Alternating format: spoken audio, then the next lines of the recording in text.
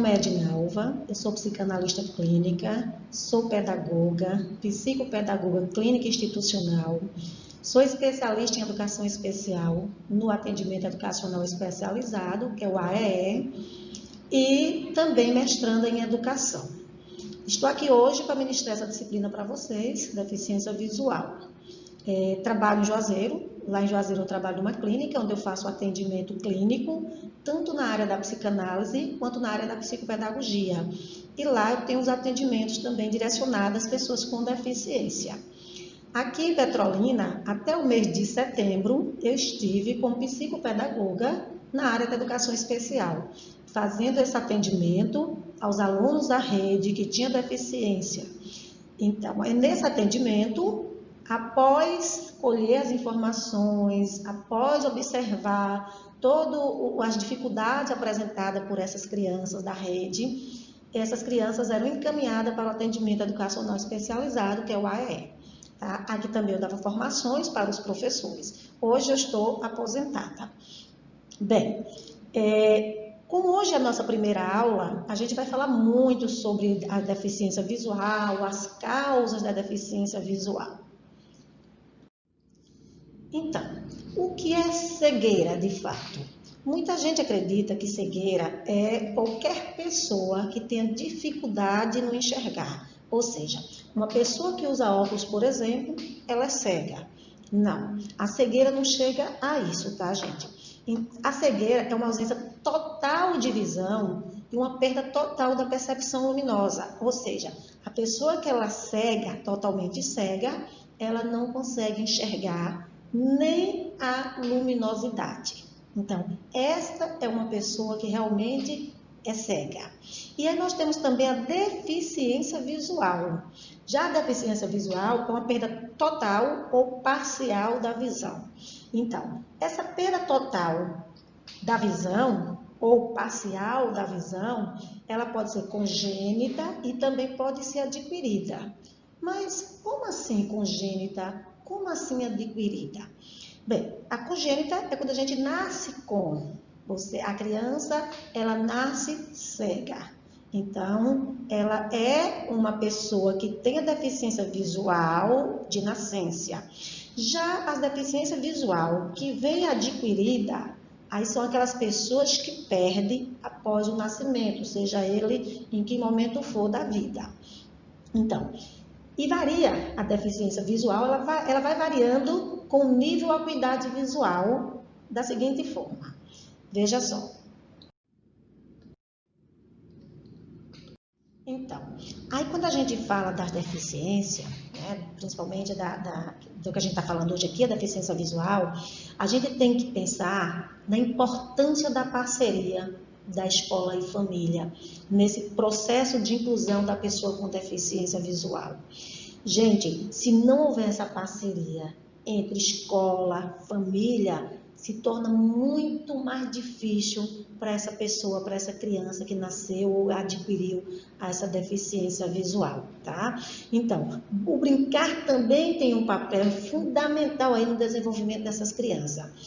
Dentro desses atendimentos que a gente faz, quando eu digo assim, a importância da escola e da família andarem juntas é justamente porque a família tem muito a contribuir com a escola, passando para a escola como essa criança em casa, de que forma ela brinca, como são as adaptações feitas para ela em casa, a comunicação que é feita para com elas. E a escola também pode ensinar, passar para a família o que está sendo trabalhado e como está conseguindo fazer as atividades escolares. Então, se a escola passa essa comunicação para a família e vice-versa, né, a família traz também o que consegue desenvolver com essa criança em casa, fica tudo mais fácil para essa criança aprender. Então, assim, tem que existir essa parceria sempre, né, gente? Sempre. Mas quando a gente fala de um impedimento maior, uma dificuldade maior para a aprendizagem, a gente precisa desse apoio. É fundamental família e escola, nesse momento, andarem juntas. E aí eu vou mostrar aqui para vocês como identificar uma criança que está apresentando alguns sinais, né? Então, é importante estar atento a alguns sinais que a criança pode apresentar e procurar um especialista, que no caso é o oftalmologista, né? Quando é possível detectar se uma criança ela tem perda visual. Então, há vários sinais, eu vou apresentar alguns aqui para vocês. Um dos é a irritação constante nos olhos. Então, observe quando a criança, seu filho, o seu aluno, um vizinho, você observa que ele está com os olhos muito irritados, tá? Normalmente a pessoa que está com os olhos irritados, ela está coçando, ela coça bastante, fica vermelho, às vezes a pessoa começa a ficar piscando muito.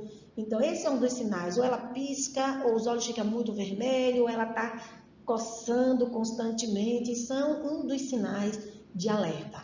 Um outro sinal de alerta que eu trago para vocês é a aproximação do papel junto ao rosto, que foi essa encenação aqui que eu fiz para vocês, ou encostar no quadro para fazer a leitura. Então, encostou a visão, né, os olhos nessa leitura, no que está querendo ler, também é um sinal de alerta. Outro sinal é a dificuldade para copiar bem da louça à distância, ou seja, o quadro está a 1 metro da minha distância e mesmo assim eu estou com dificuldade para escrever. Observe em sala de aula, quem já é professor, né, que tem muita criança que demora para fazer a atividade e o professor se irrita, o professor não entende e em alguns casos até, gente, chama a criança de lesa, lerda, né, tapada e por aí vai. Eu nem gosto muito de estar comentando essas coisas, né, porque eu fico tão irritada quando eu vejo um professor fazendo um tipo dando um tratamento desse a uma criança, sem compreender de fato quais são as dificuldades que ela está tendo ali naquele momento. Então, essa pode ser uma criança também que está apresentando um sinal de alguma perda visual. Então, é bom o professor, ao invés de criticar a criança, de tentar apressar a criança, é bom que ela comece a observar, chamar os pais e comunicar para os pais o que está acontecendo e orientar os pais a buscar um especialista, tá? No caso, ou ele encaminha para um psicopedagogo ou na área da educação especial, que ele também é habilitado para fazer essa avaliação no sentido de observar se a criança realmente está tendo uma dificuldade na leitura ali ou na escrita e encaminhar, o próprio psico encaminhar para o oftalmologista, tá? Então, é importante que a escola esteja atenta a essas situações. Outra dificuldade é olhos franzidos, né, para ler o que está escrito na louça. Como eu de vez em quando estou fazendo aqui, não sei se vocês estão observando. De vez em quando eu estou fazendo isso aqui, ó, porque não estou usando o meu óculos para leitura. Aí eu de vez em quando, não sei se vocês observam, eu faço assim, tá? Ou seja, a luz, né, com a luz a gente pode fazer isso aqui, ou para fazer a leitura, fazer isso aqui. Então, quem tem muito o hábito, né? Eu vou dizer assim, hábito, mas não é hábito, viu, gente? Na verdade, é dificuldade mesmo, né? Que a pessoa fica fazendo assim para ler e tal. Então, sinal de alerta é mais um dos sinais. Um outro sinal é tropeços. Frequentemente, por não enxergar pequenos obstáculos no chão, a pessoa fica tropeçando, às vezes cai, se machuca e não entende, né, que essa pode ser uma dificuldade visual e a pessoa não percebeu que toda hora ela cai. Poxa, eu estou caindo, será, meu Deus do céu, eu estou tonta, eu estou bestando, é liseira, é porque estou olhando no celular, a gente fica buscando desculpas para essas quedas, isso não é interessante. Então, é bom observar por que meu filho cai tanto, por que meu aluno está toda hora tropeçando nas coisas. Até uma cadeira, ele de repente passa, tomba no colega, alguma coisa não está bem. Então, a gente precisa também avaliar.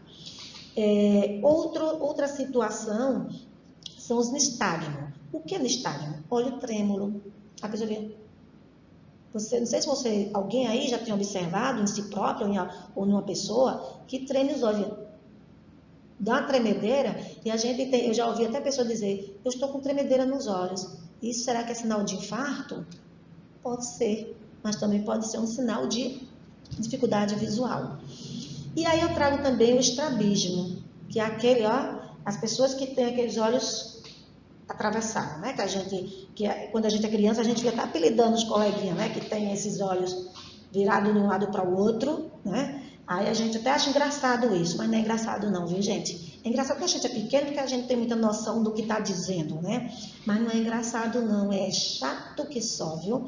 Então, a pessoa que tem esses olhos atravessados, né? Que a gente também gosta de dizer que é atravessado, é o estrabismo. Então, a pessoa que tem, ela também pode ter, ela tem uma dificuldade visual, pode não chegar a uma perda visual, uma baixa visão, mas é bom também, é um sinal de alerta para deficiência visual, tá? E a dificuldade de enxergar em ambientes muito claros, ou seja, tem pessoa que tem uma dificuldade imensa no claro, luz em cima da gente, né? Às vezes a gente senta aqui, ó, por exemplo, eu só descobri que eu estava com uma dificuldade para a leitura a partir do momento que eu estava ali digitando meus relatórios no meu trabalho, né, aqui em Petrolina, e como eu mudei de sala, a minha mesa ficou justamente embaixo de uma luz. Resultado, aquela luz ficava, ó, atrapalhando a minha visão, e eu ficava, apertava os olhos, ardia, e eu esfregava os olhos, e digo, meu Deus, isso não é normal. O engraçado é que quando a gente esfrega os olhos, a gente já não volta com a mesma visão, a visão fica assim meio turba, né? Como se a gente tivesse tomado algum remédio e ficasse um pouco tonta. Mas, na verdade, é uma dificuldade também. Então, quanto mais cedo a gente buscar o atendimento de um especialista, né, que possa nos orientar até chegar a um laudo, é melhor, gente. Quanto mais cedo, mais rápido, melhor. Principalmente, eu costumo até dizer assim, principalmente quando se fala de visão. Quando se fala de visão, a gente não tem que deixar passar o tempo, não, vou deixar para daqui próximo ano, estou sem dinheiro agora, eu sei que ele vai me encaminhar e mandar eu comprar um óculos, eu vou deixar para o próximo ano. Gente, um ano de dificuldade que você está tendo na leitura é um ano de perda visual também, você vai reduzindo a tua visão. E eu lhe digo com toda sinceridade que eu convivo com pessoas que têm deficiência visual, eu tenho pessoa em minha casa que está com dificuldade visual, e não é fácil, não é. É muito difícil, é muito ruim. Imagina, você nasce enxergando tudo, né? E de repente, a luz dos teus olhos apaga. Imagina, gente. Fecha os olhos de vocês aí um segundinho. Fecha os olhos de vocês, mas fecha mesmo com vontade. Fica um segundo, eu não vou pedir nem um minuto, um segundo. E você abra teus olhos e veja como é horrível ficar sem enxergar nada. Então não é bom, é muito ruim. Então quanto mais cedo a gente puder orientar os nossos filhos, nossos alunos, os pais dessas crianças, quanto mais cedo, melhor. Então veja esses sinais que eu estou passando para vocês, observe que vocês vão encontrar lá na frente alguma criança, alguma pessoa com alguns desses sinais aí e fazer essa orientação. Procurar um especialista o quanto mais cedo possível. E aí, gente, dentro dessas dificuldades que nós encontramos, né, as pessoas que têm a deficiência visual encontram, o maior desafio é justamente a locomoção independente, ou seja, a mobilidade. Você se deslocar de um ambiente para outro, eu vou até mais perto. Você se deslocar da tua sala de aula até o banheiro da escola, por exemplo, é terrível. Se você não tiver uma pessoa, um professor de AE, por exemplo, né, que é a função do professor de AE, ensinar essa pessoa que tem a deficiência visual a se locomover de um ambiente para outro, meu Deus, vai ser terrível, horrível para essa pessoa. A outra dificuldade, que faz parte também, né, dessa locomoção, é a autonomia. Então, a pessoa que tem deficiência visual, ela precisa ter autonomia. Mas para ela ter autonomia, gente, a gente precisa ensiná-la a locomoção, a se locomover de um ambiente para outro. É pegar essa pessoa que tem deficiência, por exemplo, na escola, né? Pegar a criança, o aluno que tem essa deficiência visual, ensinar para ele todos os locais da escola, não só a sala de aula dele. Afinal de contas, a criança precisa brincar, a criança precisa ir no corredor, no pátio, no banheiro, no refeitório para lanchar. A criança, às vezes, precisa até conversar com o diretor, o coordenador da escola, por que não? Então, a escola não tem só um ambiente, né? Não é só a sala de aula. A escola tem vários ambientes, tem várias salas. E a criança cega, a criança com a deficiência visual, ela tem todos os direitos de uma criança que não tem nenhuma deficiência. Então, é importante que essa criança, ela faça o professor, ele trabalha essa orientação de locomoção dessa criança, deste aluno, para que ele possa ter autonomia. A outra autonomia que a pessoa com deficiência visual precisa ter é justamente para se vestir, gente. A pessoa precisa colocar sua própria roupa, seu próprio sapato, até se maquiar. Você acha que a pessoa com deficiência visual não se maquia? Maquia sim. Também tem vaidade. As pessoas com deficiência visual têm vaidade. Ah, mas você poderia me dizer assim, né? Gente, mas para que se maquiar? Vocês não vão enxergar mesmo o tom a cor do batom, por exemplo, que está usando? Olha, que muitas pessoas que eu conheço com deficiência visual são muito mais vaidosas do que eu. Pode crer nisso, tá? Eles são muito vaidosos. Então, eles precisam também ter essa autonomia na vestimenta, sentar na sua própria carteira na sala de aula, beber pegar, gente, o seu próprio copo de água, ter autonomia, gente. Todos nós gostamos de ter autonomia. E outra, desafio também que essa criança tem da deficiência visual é a leitura e a escrita pelo método Braille. Se eu disser para vocês que aprender Braille é fácil, não é não. Não é fácil não, tá? Primeiro que é código. E código, tem gente que tem muita dificuldade em aprender código, né, gente? Outras até não, até que não. Tem muita gente aí que consegue aprender com muita facilidade. Mas eu, por exemplo, aprender o Braille, eu tinha uma dificuldadezinha muito grande, certo? Eu tive que estudar bastante, não 1 ano, 2 anos, estudei muito para aprender o Braille. Mas é uma dificuldade muito grande dessa leitura e escrita Braille, até mesmo porque o próprio professor de sala de aula não sabe, tá? E, infelizmente, nossos professores, normalmente eles estão em 2 horários em sala de aula, né? Manhã e tarde. Aí, em que momento esse professor, ele vai poder sair de sala de aula, né? Que a gente quase nunca pode mesmo, quando se está em sala de aula, para fazer um curso de Braille. Então, a gente precisa aprender. Meu aluno, eu só posso ensinar meu aluno Braille, e imagina a leitura do Braille, se eu souber o Braille para ensiná-lo. Por isto que a gente trabalha com inclusão. É por isto que o aluno que tem deficiência, ele tem direito na lei a esse professor de AE, e no caso do cego, ele tem direito ao brailista, a um professor brailista. Por que o professor brailista e não o professor de AE? Lógico que o professor de AE, ele deve também aprender o braille, ele precisa, tá, gente? Um professor de AE, ele tem que ser muito bem informado de todas as deficiências, ok? Tem que ser polivalente. Eu costumo dizer isso. Tem que ser polivalente mesmo em todas as áreas. Tem que ter o conhecimento na área de surdez, visual, de deficiência intelectual, autismo. Tem que entender, tá? Mas, para alfabetizar uma criança cega, é necessário que seja esse professor brailista.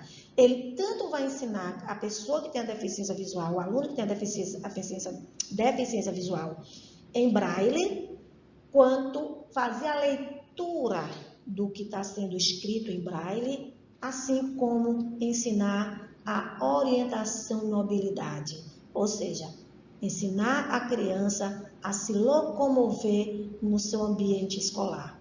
Então, é lei, estar na lei, e a criança tem todo o direito e deve, tá, gente? Então, a escola que ainda não está trabalhando com inclusão, precisa. Os pais, professores que têm alunos que têm deficiência visual, baixa visão, surdo, cegueira ou qualquer outra deficiência, corra atrás dos seus direitos, orientem, tá? Orientem esses pais que está na lei e que eles precisam, a escola precisa se adaptar a sua sala de aula, adaptar a sua escola para receber essas crianças. E se está na lei, é um direito, vamos correr atrás. Então, gente, vencer desafios depende da nossa atitude de acreditar no possível, desenvolvimento e aprendizagem dos nossos alunos e filhos. Então, a gente precisa acreditar que a criança ou aluno que tem deficiência visual, ele aprende, ele consegue aprender tranquilamente, porque o cognitivo deles é preservado, tá?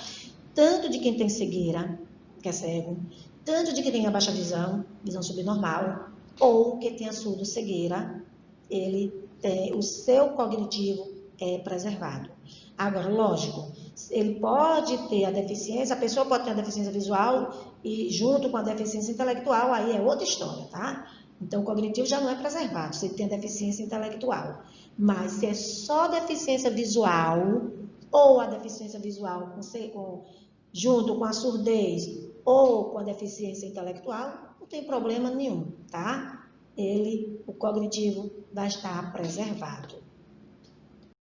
Então, vou mostrar agora para vocês alguns instrumentos de trabalho, né? Que a gente trabalha com nossos alunos, com nossos pacientes, clientes, que têm a deficiência visual. Aqui, por exemplo, nessa foto aí que vocês estão vendo, é o Soroban. O Soroban é um aparelho de cálculo usado há muitos anos lá no Japão, pelas escolas e casas comerciais também, de engenheiro, né? Por quê? Essa máquina, o Soroban, ele era usado como calculadora, por exemplo. Então, se pode até hoje, né, os cegos trabalham com eles. O cego trabalha matemática com Soroban, faz conta, resolve problema, tudo com o Soroban, porque o Soroban é a máquina usada para trabalhar a matemática.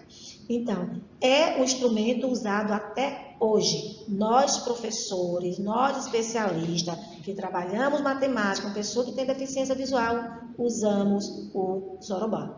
Este é a máquina de calcular, tá, gente? Perfeito. Agora, lógico, não é fácil também você aprender assim da noite para o dia, não, tá? É necessário fazer um curso para você aprender a usar o Soroban com a pessoa que tem deficiência visual. Aí vocês teriam que ter uma aula prática para a gente estar mostrando assim, mais ou menos, como seria esse cálculo matemático. E aqui vocês estão vendo, olha, muita gente que para mim assim, nas aulas presenciais diz assim, mas professor, o Braille é um monte de pontinho, não entendi. E quando eu mostro a reglete faz, nossa, é um monte de furo. Não é furo, tá, gente? Não é furo, são pontos, mas não é furo, ok? Então, o Braille é o sistema de escrita utilizado pelos cegos. Ele recebe o nome do seu inventor, Louis Braille. Foi ele que criou o sistema Braille, por isso que recebeu esse nome, né, de Braille. E que também era cego. Com 15 anos de idade, gente, olha, o Braille inventou esse sistema para ele mesmo usar. Então, ele queria aprender a ler e escrever. E ele criou esse sistema. Nossa, eu quero aprender a ler e escrever. Não é porque eu sou cego que eu não vou aprender. Então, ele criou o sistema que é usado até hoje. É a forma de escrita do cego. Após a escrita, a forma também eles vão fazer a leitura do que é escrito através do Braille, tá? Então, Louis Braille, ele criou esse sistema, tá? São 6 pontos em relevo, 6 pontinhos, tá, gente? É porque eu não trouxe para vocês verem, mas eu vou colocar aqui, vamos supor que seja aqui, tá certo? Então, ele é nesse formato assim, ok? A célula, que é uma célula, tá? Nessa célula são 6 pontos. 1, 2, 3, 4, 5, 6. Deixa eu olhar. Então, lá. 1, 2, 3, 4, 5, 6. 6 pontinhos. Desses pontinhos aqui, cada ponto aqui combinado, por exemplo, a letra A é só um pontinho. 1. Então, ponto de número 1, letra A. Se eu vou fazer o B já é a combinação de um ponto com o outro. Se eu vou escrever o C, o D, ou seja lá, qualquer outra letra, vai ter a combinação de ponto com outro ponto, tá? Só a letra A, que é um pontinho só, ok? A vírgula também é só um ponto, travessão e por aí vai. Vocês vão dar uma olhada aí depois, né? A apostila, nesse material tá aí, a escrita e os números em braille, para vocês verem. Vão aprendendo aí, gente, um pouquinho, tá? Então, são 6 pontos em relevo, e no geral, ela forma 63 combinações. 63, gente. Com ele é possível fazer letras, números, símbolos químicos e matemáticos, tá? Então, é através dessa escrita que tanto ele vai escrever, por exemplo, vai fazer uma continha. Para fazer a nossa continha, a gente vai usar a caneta, o lápis, né? Já o cego não, o cego vai usar justamente isso aqui, o sistema Braille, para fazer as contas, para fazer um texto, fazer livros e mais livros.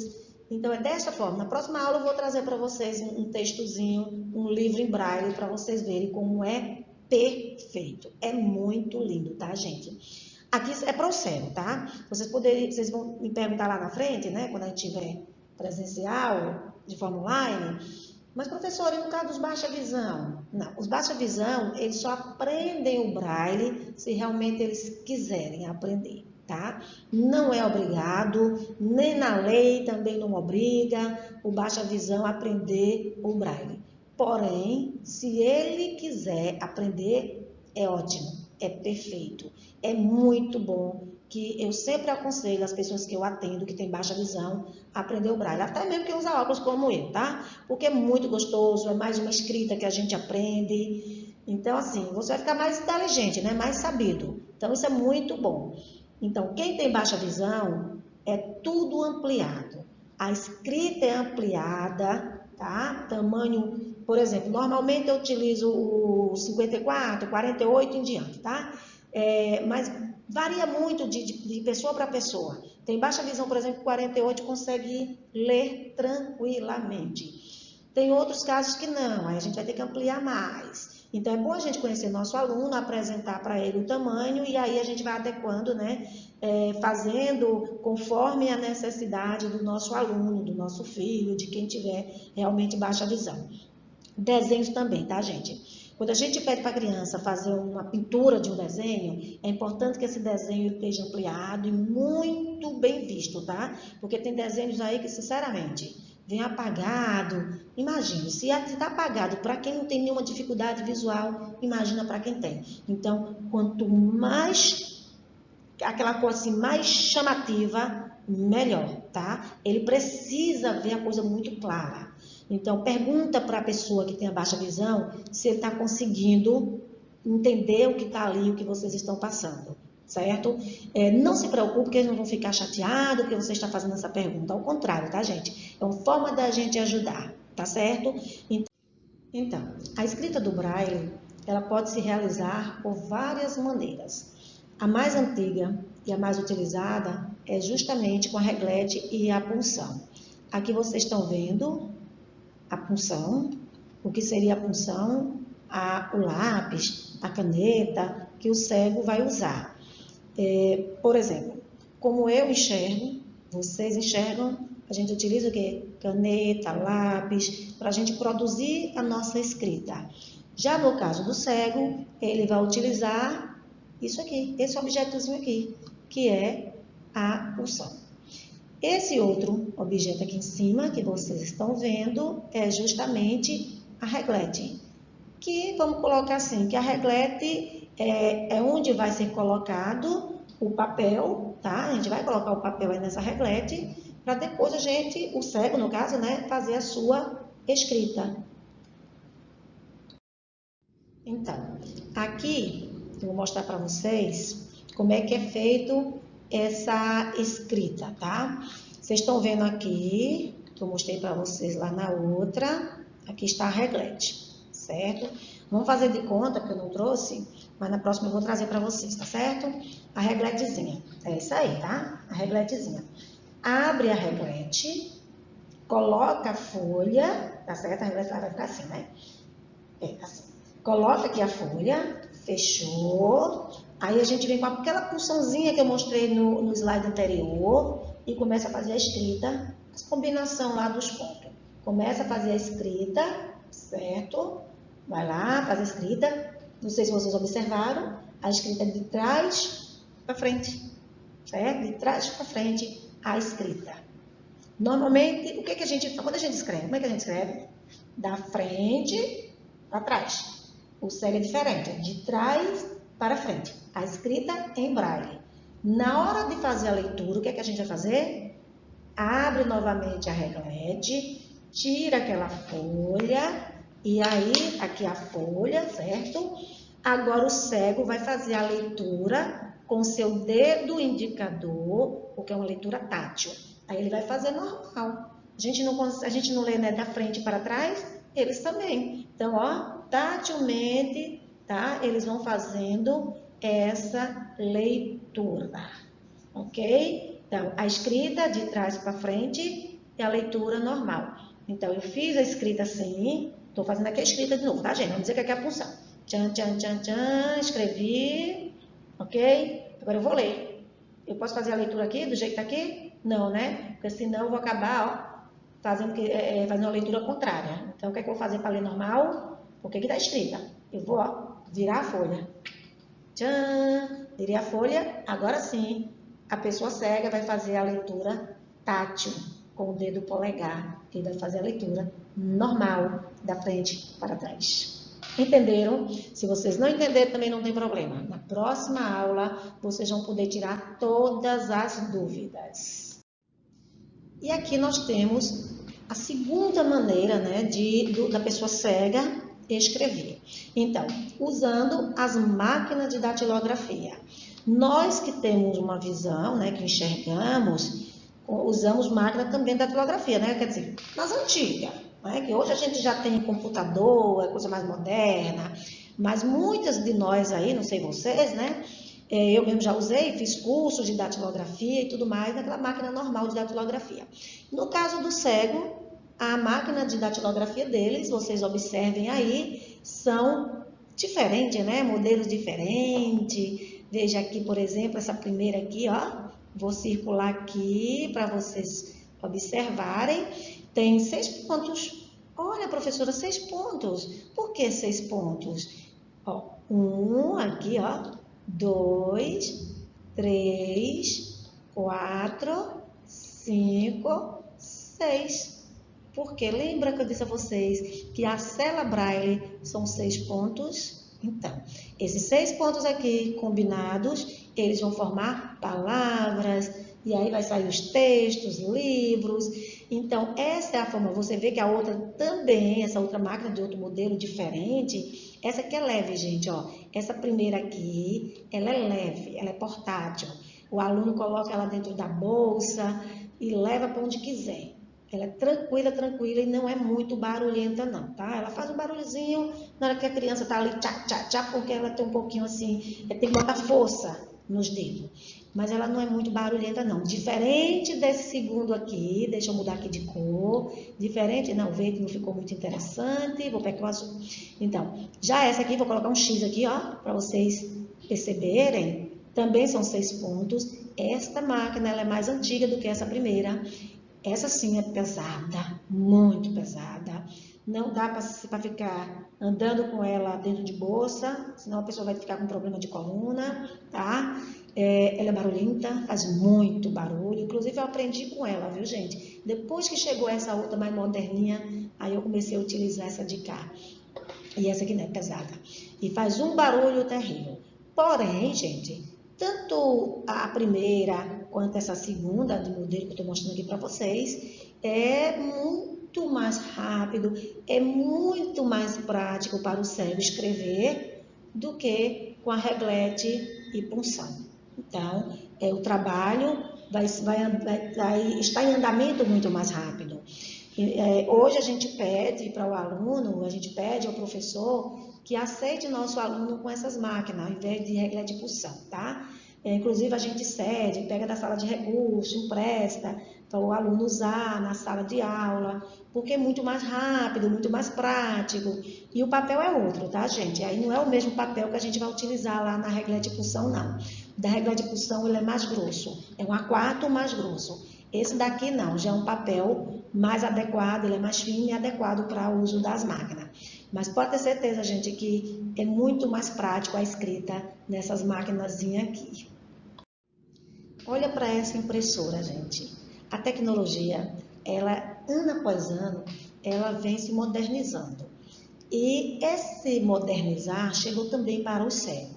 Então, assim como nós somos visuais porque enxergamos, né? Nós somos visuais, nós visuais conseguimos imprimir o nosso material, o nosso texto, a nossa produção de uma forma geral, o cego também pode. O que vai ocorrer? Como é que vai acontecer isso aí? Lá no computador de uma pessoa que tem a deficiência visual, no meu, por exemplo, tem, tá? Porque como eu trabalho, como eu atendo, eu tenho que ter esse programa. Então, lá no programa, a gente abre o programa para o cego, ele vai lá, digita, tá? Digitação, a gente usa o computador, tá certo? O computador normal também se pode usar, mas no caso do cego, a gente coloca só uma telazinha, com tudo que tem aqui nessa tela normal, tá certo? A gente coloca em alto relevo para ele, para o cego. E aí ele vai digitando normalmente. Depois que ele termina de digitar o material dele, ele manda para essa impressora e ela vai fazer essa parte de impressão. Ela vai imprimir todo o material produzido, digitado pelo cego em braille. O braille é alto relevo, né, gente? E aí eles vão fazer aquela leiturazinha tátil, normal. Não é fantástico? Então a tecnologia chegou também para o cego. Isto é muito bom. Maravilha. Eu estou trazendo aqui para vocês o modelo de um livro. Observa aí, ó, esse livro aí. Ele está totalmente escrito em braille, impresso em gráfica, porque hoje as gráficas estão modernas. Então, hoje o cego faz o seu trabalho, digita um livro, um artigo, seja lá o que for, e encaminha para a gráfica e a gráfica faz essa parte aí de impressão. Lembrando que esse mesmo livro aqui, que está escrito em braille, ele poderia também vir em tinta, ampliado, para o baixa visão. Porque o baixa visão, ele consegue ler, desde que a escrita esteja ampliada. E também com o desenho. Vamos supor que este livro seja a história de Rapunzel. Então, vem lá contando, né, a história de Rapunzel em braille, que é o alto relevo. O cego só vai conseguir entender o que está ali se tiver em alto relevo, tá, gente? Ou seja, a escrita em braille, o desenho em alto relevo, para que o próprio cego possa saber o que está desenhado ali, tá? E escrito em tinta ampliado, que é para o baixa visão. Então, o mesmo livro poderia ser utilizado por uma pessoa cega e por uma pessoa com baixa visão. Fantástico, né, gente? Pessoal, esta aula a gente termina aqui, mas espero vocês na próxima. Quero ver cada rostinho nessa telinha aqui, tá certo, gente? Quero conhecer vocês. Então, foi um prazer imenso estar aqui. Então, um abraço bem apertado para cada um de vocês e um beijo, ok? Então, fiquem com Deus e até a próxima aula, se assim Deus nos permitir. Tchau!